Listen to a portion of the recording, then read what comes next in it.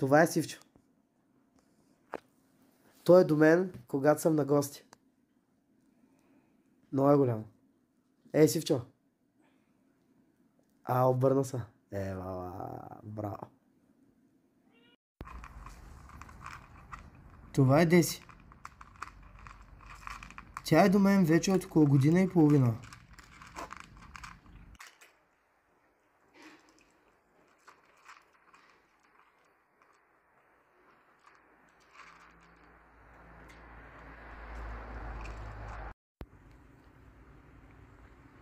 Това е Гери. Тя е до мен от вече около 5 месеца.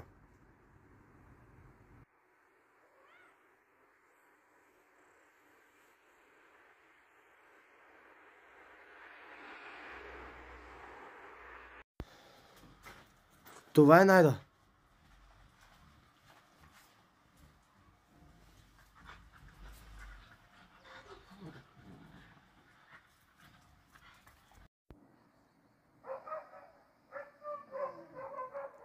Това е Рич. Той е на село от вече около 16 години и е до мен винаги като съм тук.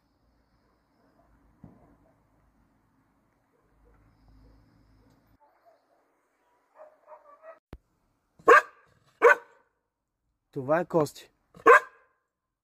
Тя е до мен винаги, когато дойда на село от вече повече 15 години.